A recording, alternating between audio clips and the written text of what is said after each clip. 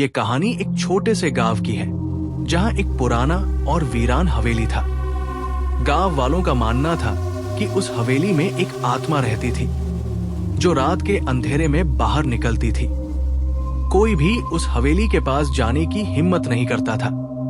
लोग कहते थे कि वहां जो भी गया वो कभी लौट कर नहीं आया। गांव में एक युवक राजन, जो इन भूत प्रेत की बातों पर विश्वास नहीं करता था।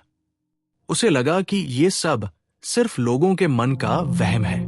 एक दिन उसने तय किया कि वो उस हवेली में जाएगा और सबको साबित करके दिखाएगा कि वहां कुछ भी नहीं है। रात के अंधेरे में जब गांव के लोग सो रहे थे, राजन उस हवेली की ओर बढ़ चला। हवेली के पास पहुंचते ही उसे एक अजीब सी ठंड महसूस हुई। हवेली का दरवाजा खुला था, जैसे किसी ने उसे आमंत्रित किया हो। अंदर कदम रखते ही चारों तरफ अंधेरा था। केवल हवा की एक हल्की आवाज गूंज रही थी। जैसे ही उसने आगे कदम बढ़ाए, उसे किसी के रोने की आवाज सुनाई दी। वो आवाज हवेली के सबसे अंधेरे कोने से आ रही थी। राजन ने हिम्मत जुटाई और आवाज की दिशा में चल पड़ा।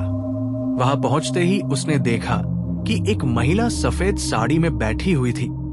उसकी आंखों से खून की धार बह रही थी और वो धीरे धीरे उसके पास आ रही थी। राजन का दिल तेजी से धड़कने लगा, लेकिन उसने हिम्मत नहीं छोड़ी। उसने महिला से पूछा, तुम कौन हो और यहां क्या कर रही हो? महिला ने धीरे से जवाब दिया, मैं उस व्यक्ति की आत्मा हूं जिसने मुझे धोखा दिया था। मैं आज भी यहां उसकी तलाश कर रही हूं। अचानक उसकी आवाज बदल गई और उसने राजन की ओर हाथ बढ़ाया। राजन घबराकर पीछे हटने लगा, लेकिन उसके पैर जैसे जमीन में जम गए थे। वो महिला उसकी ओर धीरे धीरे बढ़ती रही। तभी एक जोरदार चीख के साथ उसने राजन को जकड़ लिया। राजन ने मदद के लिए चिल्लाने की कोशिश की, लेकिन उसकी आवाज जैसे गले में ही अटक गई थी। अगली सुबह गांव के लोग राजन को ढूंढने निकले, लेकिन हवेली में उसका सिर्फ चप्पल पड़ा था। राजन कभी वापस नहीं आया।